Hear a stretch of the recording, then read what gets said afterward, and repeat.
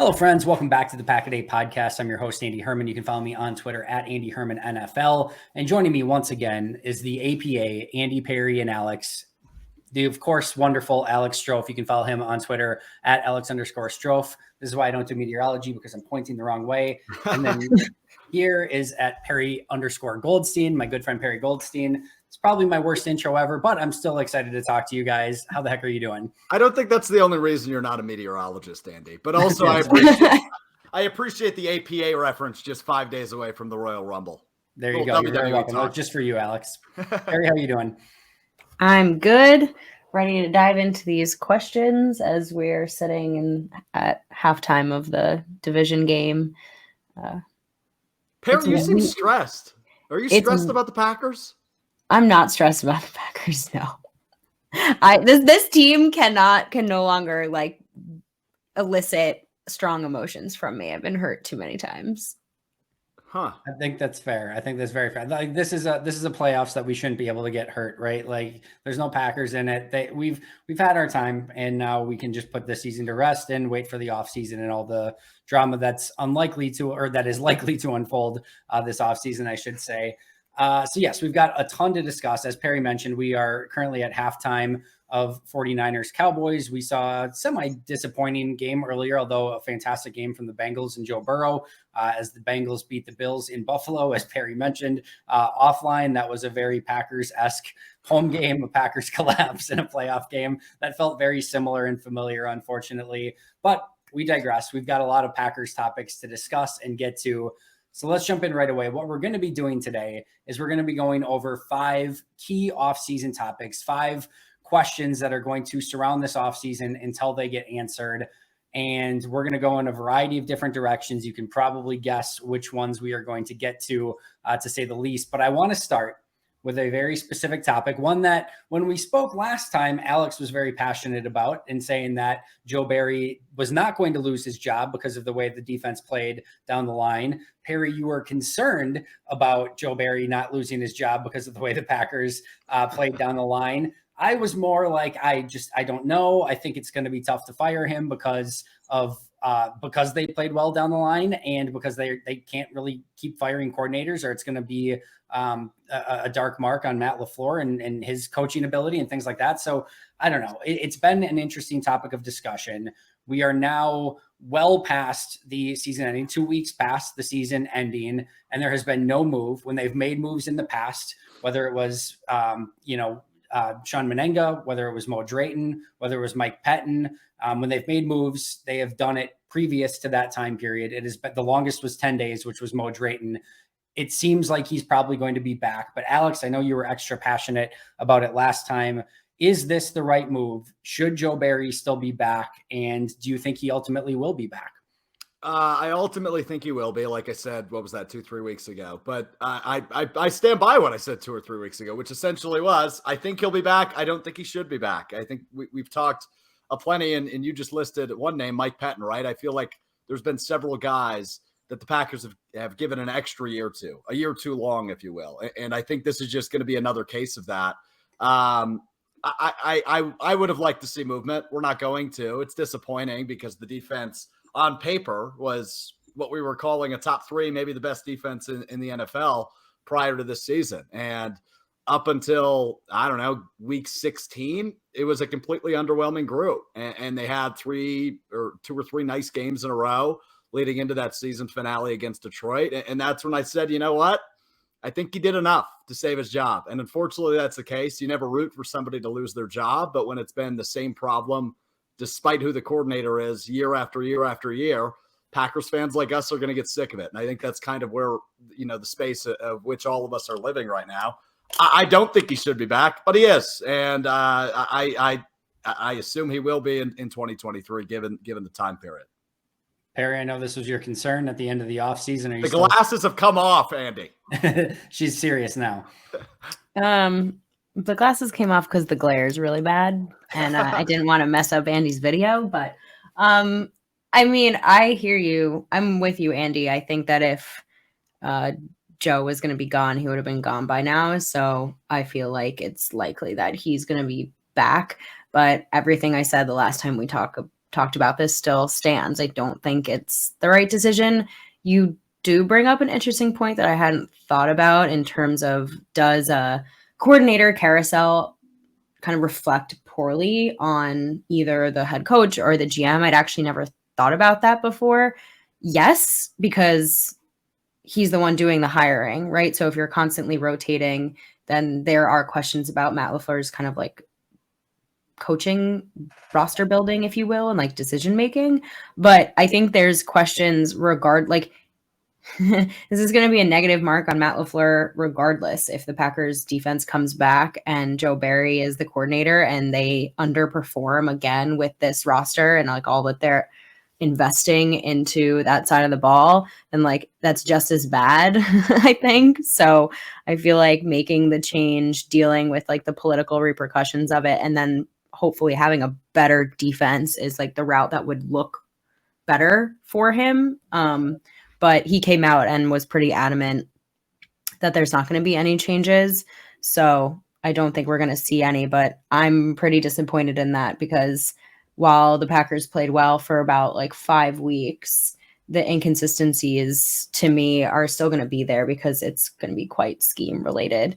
And I don't think, and I've been saying this all season, that you can rely on turnovers to be a good defense, which we saw in the final game against the Lions. So disappointed, but the Packers always wait too long, I feel like, to make these decisions. This is not new. I mean, the Packers probably should have let go of Dom Capers like 3 seasons before they did. And to be fair, right, like the games that they were like, wow, the defense is actually playing pretty good. Chicago Bears, an offense that didn't even have Darnell Mooney at that point. Baker Mayfield's led Rams with no Cooper Kupp and like basically like a skeleton team. They actually were terrible in the first half against the Dolphins up until Tua's concussion. And then they got a bunch of kind of gift turnovers in the second half. And then you had a really nice game against Minnesota. Like, I know we can call it Minnesota frauds. It's fun, whatever. But like they kicked the snot out of Minnesota in that game. And that was a good game. And I'm not going to take that away from them. But that was like the stretch, right? And like one of those games you can kind of be like, yeah, that was really good. Like you feel, kind of really good about it. But yeah, I struggle here because again, what we were talking about, Perri, is like, if you keep moving on from coordinators, so let's just say like they move on from another coordinator and I'm Vic Fangio and I have multiple openings available, right? Am I going to be super interested in going with Matt LaFleur, who's changing out coordinators every 1 or 2 years when things go wrong? Oh, it's not the coach's fault. It's not the player's fault. It's the coordinator's fault. Like if that's going to always be the scapegoat, you're going to have a hard time filling coordinator positions with qualified candidates, because that's going to be the next guy that goes if something goes wrong, right? At the same token, it's like, we know there's going to be some change on the player side of things, and how important the players are that get changed remains to be seen. But like, it just feels wrong in a way to run things back on a team that massively underperformed. And one of the things I mentioned is like, there was a lot of investment into this defense, a ton of first round picks, a ton of just high picks in general, a ton of free agent money, a ton of re-signed player money. Like every single position had just like a ton of investment into it. And if you don't get your return on investment, it's an indictment of one of two things, right? Either you made the wrong investments and you need to admit that, and then it's the person who made those investments that is at fault, which would be Brian Gutekunst, or it's the person who's running the defense's job that they're not getting the most out of those investments. But one of it has to be the case. You can't invest some of like the most resources I've ever seen put into a defense, have for the majority of the year a bad defense, and be like, like we'll just, we'll do a couple things different next year, but not like actually have. So like that doesn't sit well with me. I don't have a great answer for it. I do expect him to be back. I think they have to, in my opinion, they have to do something. They have to, like, whether they bring in assistant defensive court, or like assistant defensive coach, something like there has to be a new fresh set of ideas or something in the room. I don't think they can just run it back the exact same way. I think that would be disappointing to me if that's what they did. I want to go back to the thing you guys touched on in terms of like leaving a black eye, right? Like the bad optics of firing another coordinator. You use the Vic Fangio comparison. I don't know if that's as true as maybe we think it is, right? Because I think you can look at a different coordinator job on this team where you could make that case, right? You had Meninga, then you had Drayton as your special teams coordinator, and you went out and got the most qualified guy for the job in Riz Bisaccia, who only a year later is taking head coaching interviews. So I don't know. There probably is a point to be made there. But I think doing the best thing for your football team should always what comes number one, right? And I think making a switch here is the best thing for your football team. Unfortunately, none of the three of us are the general manager or the head coach. So I guess we can't do much about it. Fortunately, probably, right? I just don't know how you see the way the players reacted to Barry throughout the season and also not take that into consideration. Great point. When you lose the locker room and you're supposedly a player-led organization,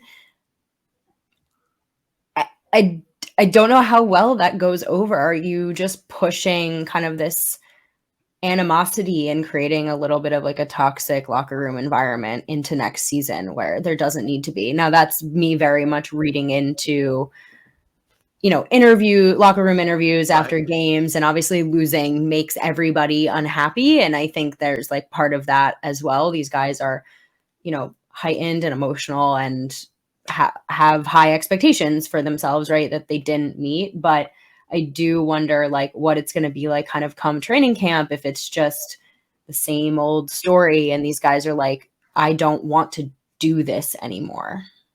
There's gonna be something that has to give. If he's back and everything's just the same, most of the players are going to be back, right? This is going to be a team that's led by Jair and Campbell and Clark and Gary, and it's going to be a very similar group of players. So they better get buy-in, because if not, that is an unmitigated disaster just waiting to happen, and that's not something that Green Bay can go into in 2023.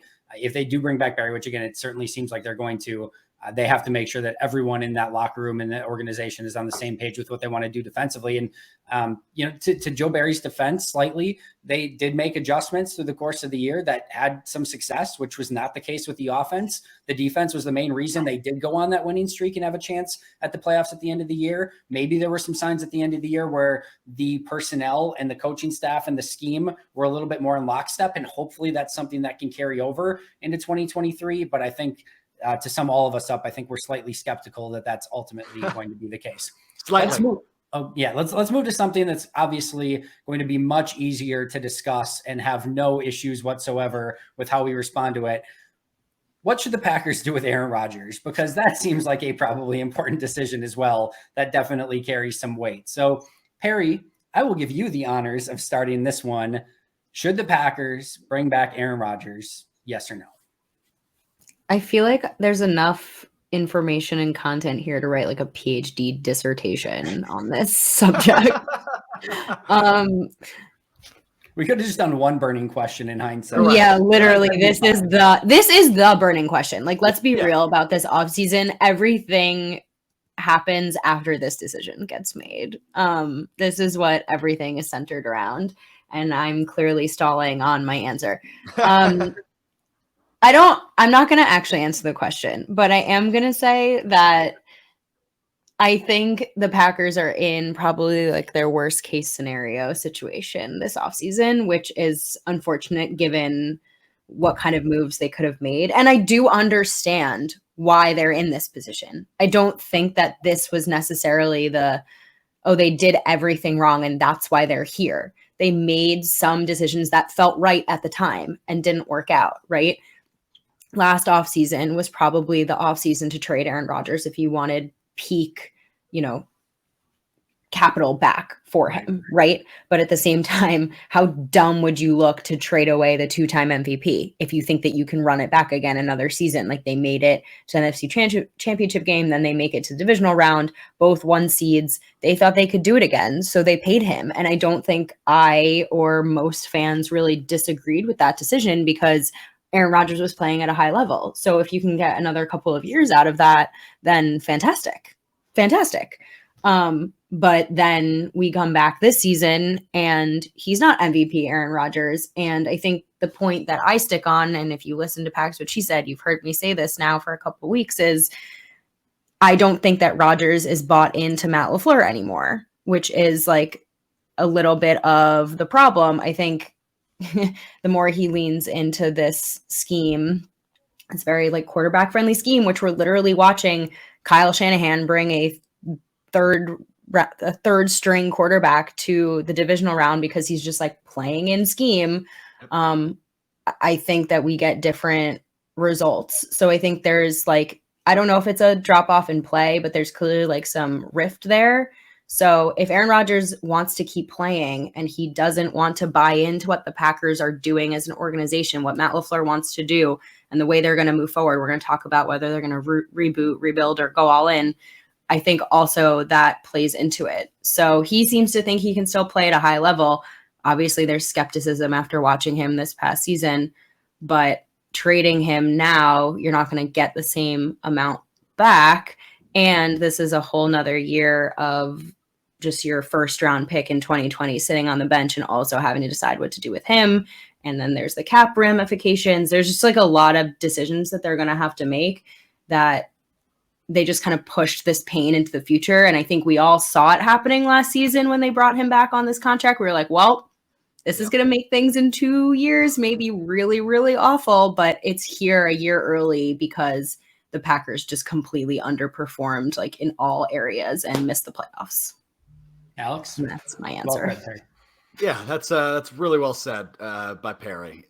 There's a million different answers here, right? If I the way I'm viewing this is if I'm the Green Bay Packers, right? If I'm the all beings in that building at 1265 Lombardi Avenue, what do I want? I think you want Rodgers back still. And I think several points that Perri made play into that, right? You have to decide what the hell it is you're doing in 2023. If that's going to be a completely rebuilding there, then yeah, either go get a stopgap guy or let Jordan Love play. Obviously, primarily would be the concern, and you trade away Rodgers. But I don't think that's what they're going to do. But I also don't think I can sit here confidently and say they're going to go all in, right? Free agents, trade draft capital to be successful in 23. I don't think that's the case, but I think Aaron Rodgers still gives you a better chance to win. I know there are some obvious comparisons between the Favre Rodgers transition and now the Rodgers Love transition. When that transition happened between Favre and Rodgers, I think for years there was whispers and there was signs that, okay, maybe Rodgers is that guy and maybe it's time to prove he is that guy. And I haven't heard that with Love, right? We've seen him make some plays. I think when he came in for relief of Rodgers Sunday night against Philadelphia earlier this year, we saw some really good flashes. But I don't know if that's enough to say, hey, we think we can go do what San Francisco is doing with Brock Purdy, with Jordan Love. I just don't right now. So I think Aaron Rodgers said a year ago he wants to retire a Packer. I think you live up to that in the discussions you had a year ago. But also, Aaron Rodgers changes his mind on everything, it seems, every other week. So I don't know. It's confusing. But as a Packers fan, I want Rodgers back. I mean, even if it's one more year. And I know Perri and Andy, he didn't play good football. He wasn't good in 2022. And I think Andy, you wrote your annual brilliant piece on the grades, right? And who took a huge backslide. And Aaron Rodgers was your biggest drop from 21 to 22. Not surprisingly, but that's I still think you keep him. I don't know. I can't move on.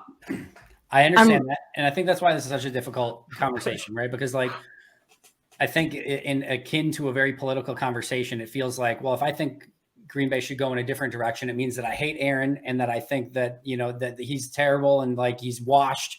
I don't believe that. I think he's a really good quarterback, and I think in the right, I actually fully agree with him. I think in the right situation, I think he could be MVP again, like legitimately. I very much believe that to be the case. Now, I would have liked to have seen him play one game as an MVP in 2022 for this team. I would have loved to have seen that. I didn't see that. Not all on Aaron, as I've said all along.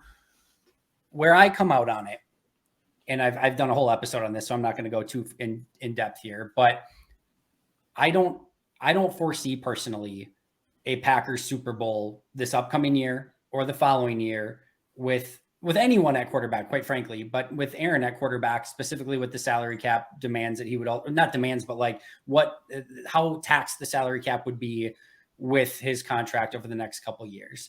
I don't see that as being the best avenue for Green Bay. And as Aaron kind of succinctly and perfectly said on the Pat McAfee show, if you're not going to win a Super Bowl and you're entering your age 40 season, what's the point? And like, there is value in the Aaron Rodgers retiring as a Green Bay Packer and playing his entire career in Green Bay. I get that. For some people, that might be what really matters. They just want to see him end his career in Green Bay. I can understand that. There's different levels of fandom and people are in different spots. So if that's how people feel, I understand it.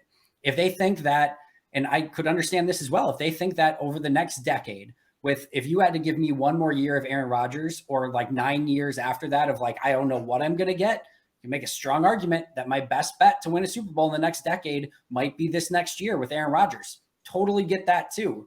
I just ultimately don't see it. And for that reason, I think you're better off trying to start the next Super Bowl window rather than taking on an exorbitant cap hit in 2024 and just prolonging this period out, not seeing what Jordan Love is. That's just the route that I would personally take. I see all sides of it. There's no perfect answer.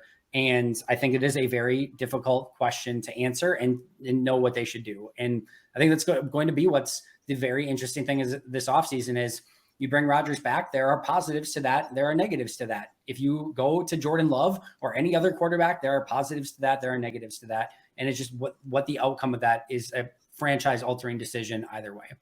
Yeah, I agree that there's no right answer. Like their decision last offseason made it so that that we're at this juncture where there's like kind of a lose-lose either way.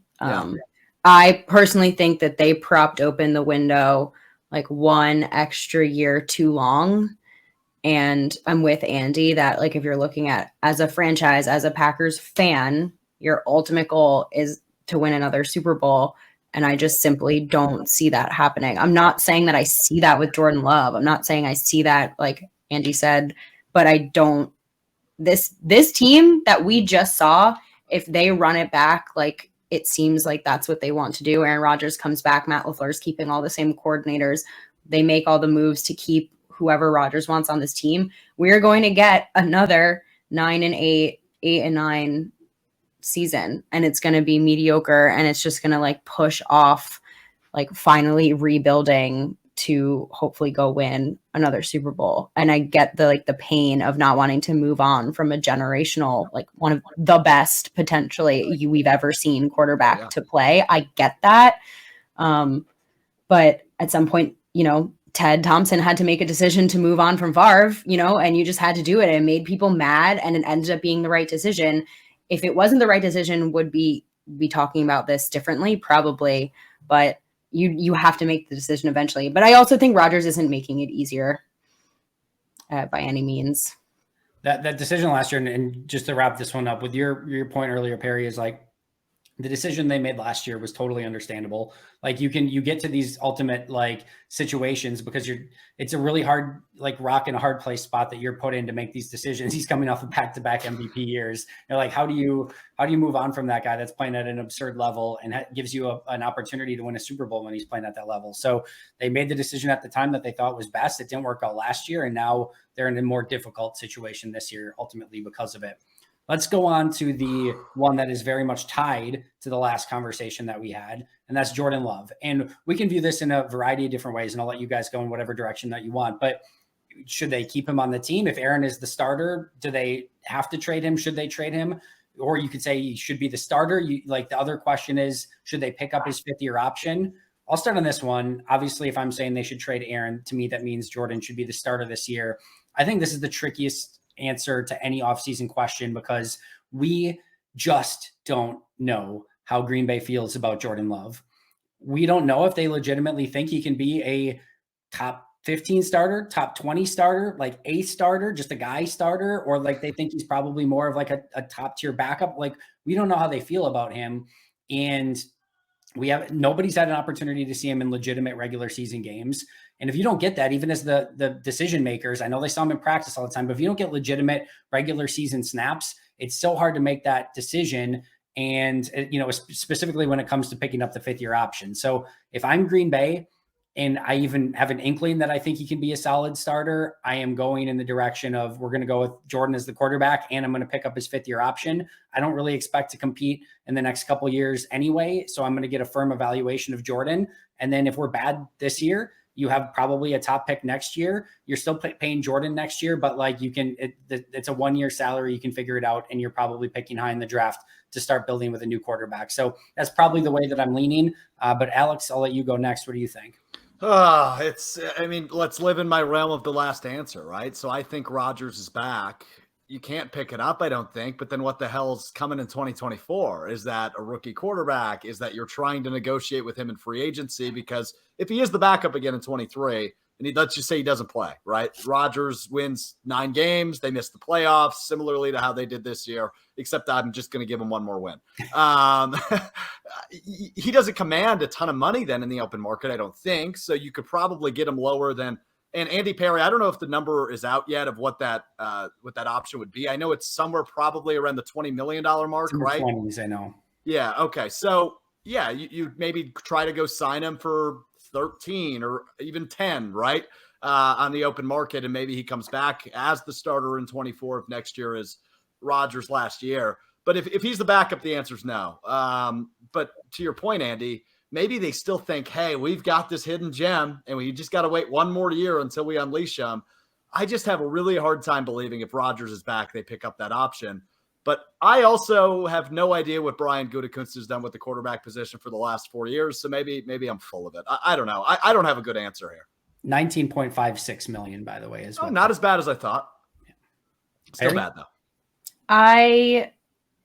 This is a tough one because it's really the answer is internal at the moment, and we're never gonna know. But I do think it's interesting that and this could be total politics because I think half of being a general manager is literally being a politician. Okay.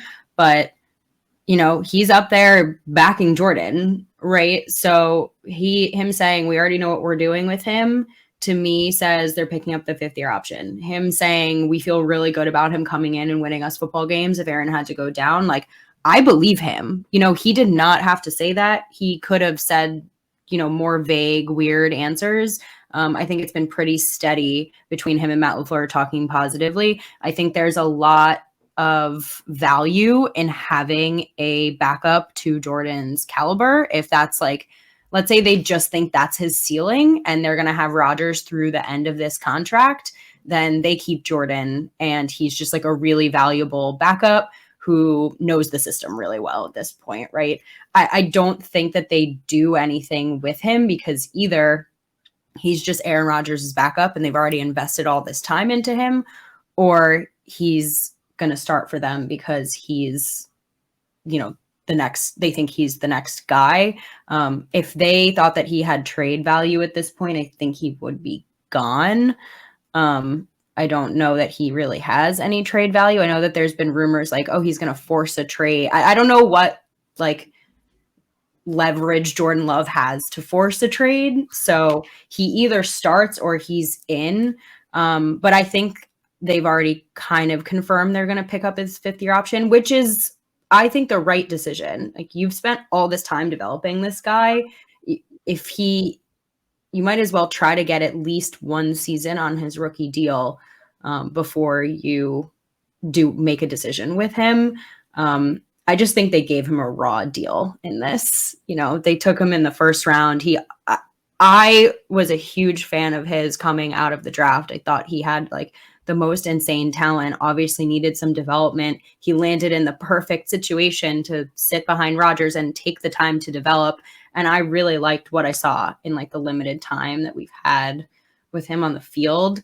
So to not get him on his rookie deal and to build around, that feels like a wasted opportunity. I'm not saying the Packers have made the wrong decision. I'm just saying objectively, you have a rookie quarterback so that you have this low number that you're paying him, right? 19.5 million compared to Rodgers is 50 million a year.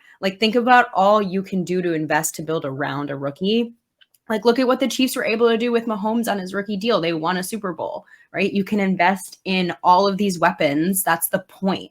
So you're losing all these kind of key valuable years now if you do think Jordan is your next guy to build around him. Now, I agree with you, Alex. I think that if they bring him back after the 5th year option, it's going to be a cheaper deal, right? Because he hasn't really played. So they have that on their side. But like I said, I think the Packers have just found themselves in this like really worst case scenario situation. Yeah, it's a lose-lose. It's a lose-lose for sure. I'm just curious real quick. I don't want to derail us too much, but Perri, you mentioned it now. My mind's just wandering. What kind of return could you get for Jordan Love? Let's say he's traded this offseason. I mean, it's low, right? Is it a 5th round pick, 6th round pick we're talking? I think it's probably, I think 3rd round pick, Okay. somewhere around there. Yeah. It's a late day 2, in my opinion, because you're trading for his potential upside. Yeah. And yeah, and you still get a year of super cheap this year to evaluate him. So like if you're a team like the Colts and like the draft doesn't look great to you or something, and you still need a lottery ticket, you spend a late 3rd on a Jordan Love, you give him an opportunity to play for a year. If the lottery ticket doesn't pay off, really no harm, no foul. And you just kind of move on in the next direction. So I do think there's probably 3rd round value somewhere on their late 3rd. But here, the very thing that I wrote the night that he was drafted, which was published the next morning, was there was no good scenario for the Jordan Love outcome. Like I remember this article because if it's like, if Aaron Rodgers remains the quarterback, Jordan Love being on the team and spending resources on him and like is hurting the Aaron Rodgers window. And for every year that Aaron Rodgers is on the team with Jordan Love and you're not getting the opportunity to play Jordan Love with the cheap contract, like I mentioned, you're hurting the Jordan Love window. Like you're actually like literally hurting both Rodgers and Love by making that draft day decision of going with Jordan Love. So it was always like they tried to have their cake and eat it too. They tried to win that Super Bowl in 2020, 2021, get one of those wins in the Super Bowl there, have Rodgers ride off into the sunset, or then make your transition to Love, hope that he's the next in the line of Favre, Rodgers, Love. And like they just tried to get both. And in the end, they probably get nothing. They probably don't get the Super Bowl with Rodgers in the process, not giving them a 1st and a 4th round pick that they used in that draft that could have potentially improved that team. But T. Higgins is out there, and Michael Pittman's out there. We know the names. And then, so you're hurting Rodgers' window. And in the meantime, you're now keeping Rodgers and signing him to contract after contract, which is hurting your opportunity of a potential Jordan Love window. So there's never a great outcome. And it just was kind of screwed from the start, unfortunately. But got a couple more. We'll try to do these in a little bit more, quick version, I guess. But number 4, you have your choice for the Packers. You can reboot, you can rebuild, or you can go all in. So just to clarify, these reboot would be like kind of do the normal Packer thing, meaning Rodgers is back. You build through the draft again. You've got your 15th overall pick. You take a couple flyers on some low-end free agents, and you hope you get another Devondre, hope you get another Rick Wagner, hope you get another Rasul Douglas, etc. That can help your team. And you're going to lose some guys that are on your team right now, but you're just rebooting the team, couple new faces, couple faces that are gone, top 15 pick in the draft, and you reboot. Rebuild is rip the Band-Aid. It's Jordan Love time. We're nuking the veterans. We are going in a complete rebuild. Or all in is we are borrowing every ounce that we can from the future, maybe even trading some future draft picks. Like we are doing everything we can to win in 2023. So Perri, I'll start with you this time. Reboot, rebuild, or all in? There's what I would like to see them do, and then there's what I think that they're going to do. But I think that this is going to be a reboot. It has to be, right? I don't think they have the option to go all in. They don't have any cap space. So that option to me is like completely off the table. They can't do like a Rams situation unless they want to trade away all their draft capital, which the Packers would simply never do. So I think what this is going to be is going to be a reboot situation. And it's going to be, like I said, a bit of like a prolonging the pain. I think they're going to lose some guys, unfortunately. And maybe they will, like you said, Andy, bring in some new talent. They always seem to find it some way, somehow, whether it's the draft or like street guys like Keyshawn Nixon. But it's not going to be what I think they need to do, which is a rebuild, right? I think my feelings about this are clear, but they're going to do a very Packers thing and do kind of a reboot, get some new juice in there. But for the most part, I think it's going to be the main players all back. Alex? That's well said. Look, they're probably 2 years too late to go all in. Just looking as Perri was bringing that up, I went on Spotrac. the estimated cap space minus 21 million, negative 21 million for the Packers in 2023. So can't really go all in terms of free agency. When it comes to rebuilding, that's probably what they should do, but I don't think they will. So I'm with Perri on this. I think it'll be a reboot. One thing we can give Brian Gutekunst a terrific compliment on is his success when it comes to low risk, high reward signings, right? I think Perri rattled off 5 of them over the course of the last 2 years. They found talent. But is that enough to win a Super Bowl after an 8-9 season? No. I mean, you hope Christian Watson and Romeo Doubs develop into studs, right? They become these and Christian Watson certainly looked the part a few weeks this season. But if both of those guys develop and make these huge jump in year 2, I still don't think that's enough. So I don't know. I think they will reboot. I wish they would go all in, but I was probably saying that in January of 2021 as well. So I'll go reboot here, Andy. Yeah, I'm firmly on team rebuild, but I fully believe that this will be a reboot. Even if Jordan Love is back, I believe that this will mostly be, if Jordan Love is the quarterback and Aaron Rodgers isn't back, I still believe this is mostly going to be a reboot where they keep the majority of their guys and they just give Jordan the players that are on this team. Green Bay likes keeping its own players. They like building through the draft. They like finding cheap and expensive flyer free agents that they can get and hopefully develop into better players moving forward. I think that's going to stay the same, whether it's Jordan or whether it's Aaron. I think the quarterback question is the main one. I think they're going to restructure a ton of deals to get under the cap. And I think we're going to see primarily a very similar team to what we saw in 2022, just with maybe a different quarterback or maybe very much the same quarterback. We're just going to have to kind of wait and see. Last but not least, there was a little bit of a viral Packers moment this week where Cheesehead TV posted an article saying 3 reasons the Packers should cut ties with Aaron Jones, which Aaron Jones retweeted and said this. I think this one hurts, something to that extent. So let's just quickly discuss it. Should Aaron Jones be back in 2023? I'll kick this one off.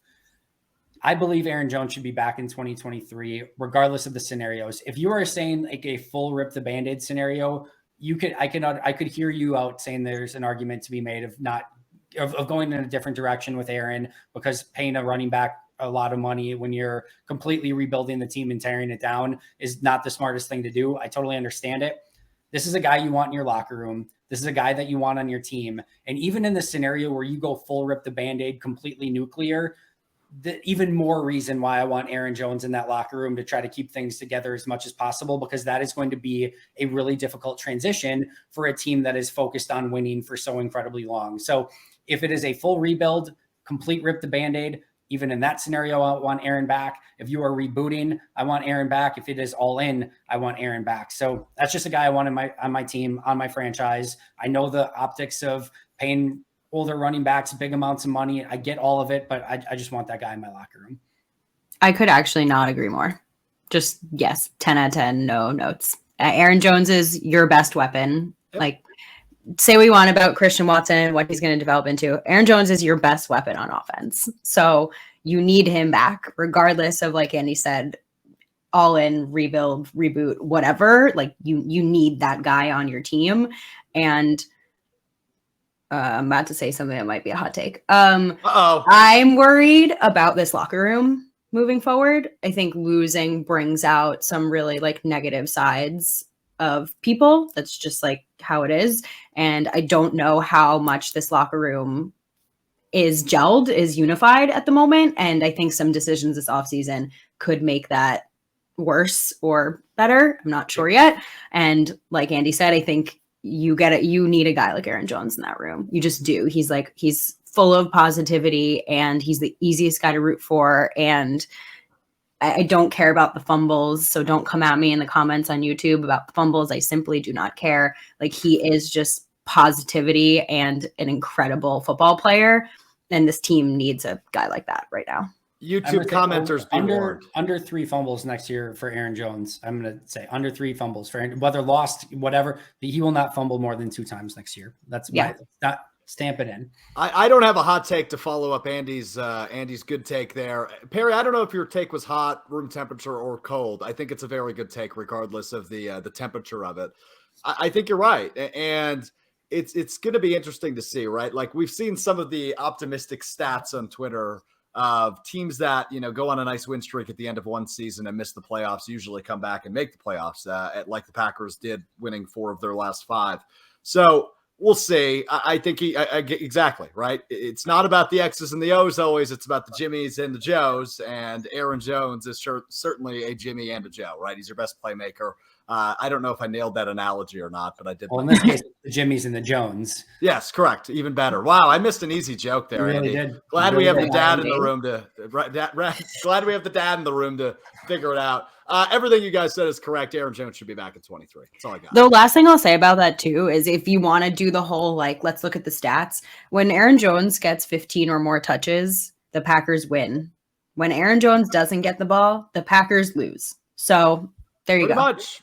So if they let go of him, they will never win a game ever again. That's not what I'm saying. It's actually fine. Brian Gutekunst, my PayPal is at Andy Herman 123 because we just answered all of your offseason questions for you. So you are more than welcome. Negative $21 million, Andy. I promise you I'll share all the proceeds with Perri and Alex. I absolutely promise. But I think we clearly solved all of the Packers problems today. So Brian Gutekunst, you're welcome. Alex, where can we follow you on Twitter and where can we find all your great work?